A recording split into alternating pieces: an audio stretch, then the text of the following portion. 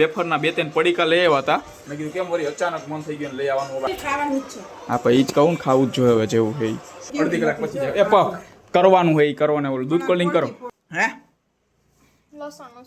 લસણનું શાક તો હવે ચાલો ફાઇનલી બટેકા રેડી થઈ ગયા છે. કાંઈક ફોલ્ટ હજો ત્રીજું આ વખતે વીણવાનું કાંઈક સવારના 8 વાગી ગયા છે ને. હેલો નમસ્કાર જય બાલાજી, વેલકમ ટુ મને વ્લોગ. તો સૌથી પહેલાં બધાને ગુડ મોર્નિંગ. અને આ સવારમાં અત્યારે નાસ્તો કરવા બેસી ગયા છે. નાસ્તામાં જો અત્યારે ગઈકાલના થેપલા છે.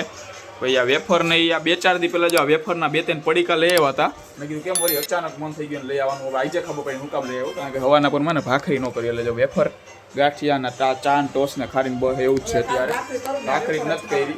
તો હવે આવું અત્યારે નાસ્તો કરી લઈ. હે હું કયો હાલશે નહીં કહું હું એમ હું કામ લઈ આવ્યા એમ તો એમ તો ભાઈ ચાલો હવે જી કાંઈ એ ખાવું જ જોઈએ. હવે નાસ્તો કરો. હા ભાઈ ઈ જ કહું ને, ખાવું જ જોઈએ હવે જેવું છે. હવે ચાલો કયો નાસ્તો કરી લઈ.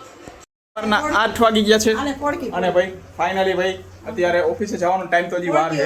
અડધી કલાક પછી જાય એ પક કરવાનું હોય કરવાનું. ઓલું દૂધ કોલ્ડિંગ કરો. એ ફોડકી નથી ફોડવી. ચાલો ભાઈ અત્યારે ગરમી એવી ને દૂધ કોલ્ડિંગ કરતા જાય અને પીતા જાય.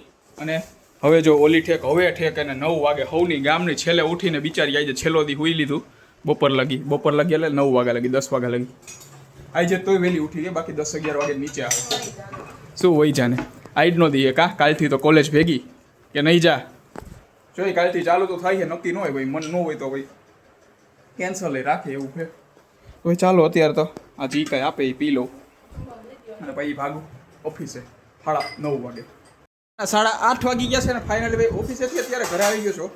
અને ઓલી બિચારી જો વહી ગયા અંદર. કેમ ને યાર રૂમમાં આવી ગયા બેટા? એ બટુ શું બનાવવાનું હે? લસણનું શાક. તું ખાઈશ? લસણનું શાક ખાઈશ? શું હે તારે? જ્યારે હોય ત્યારે ખોખાત મારી રાખતી હોય ફોનમાં બધી. તો ભાઈ ચાલો અત્યારે જો આ બાજુ તે દૂધ મૂક્યું. એમને આ વેફર આટલી બધી કોણ પતાવી ગયું હે? ઓય આટલી બધી વેફર તીખી કાં ઓછી થઈ ગઈ? ખાધી મેં નથી ખાધી એકે વાર. સિટી ચાલુ.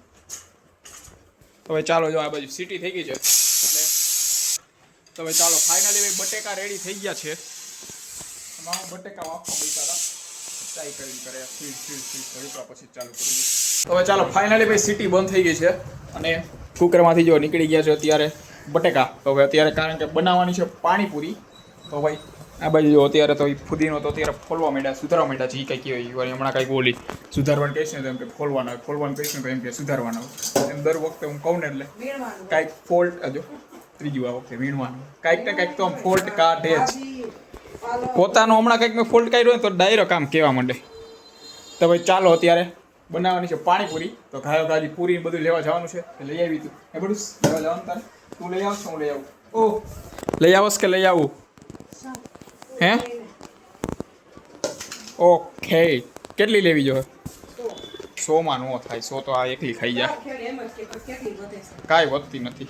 તો ભાઈ ચાલો આવે એવું લઈ આવું હવે પૂરી એટલે બને પાણીપુરી ભાઈ ખાઈ લઈ. પાણીપુરી રગડો બગડો કાંઈ લેવાનું? રગડો બગડો દહીં ભાઈ તારે કાંઈ નથી? ઓકે અત્યારે બે ના પાડશે. જો કાંઈક હું લઈ આવીશ ને ડાયરેક્ટ બે સૌની પહેલાં બેસી જાય ખાવા. આમ ઝીણી આઈ કર કે ન કરી બેસી જવાની ખબર જ છે. ઓકે તો ભાઈ ચાલો હવે પૂરી લેતો આવું. 9:30 વાગી ગયા છે ને આ બાજુ જો ફાઇનલી ભાઈ પાણીપુરી બરી રેડી થવા માંડી. ફોન પડી ગયો. તો ભાઈ ચાલો વાંધો નથી આવ્યો ભાઈ. તો ભાઈ ચાલો પાણીપુરી રેડી થઈ ગઈ છે. તો હવે પાણીપુરી ખાઈ લઈશ ને આયરે લઈ આવ્યો છો દહીં તો નહીં ખાન? તું ખાઈશ હે? હા કે ના? એ મને કહેતો જો કહેતો તો ને બે માં દીકરીને એવી ટેવ ને બધું ના પાડે. પણ જેવું લઈ આવું ને એ ભેગો ડાયરેક્ટ વાંધો જ ન આવે. ભાઈ લઈ તો લઈએ જ એમ, બરાબર ને? હવે ચાલો હવે પાણીપુરી ખાઈ લઈ, બરાબર? અરે તમે દહીં ખાઓ? હવે ચાલો આ ગરમી યાર એવી છે ને.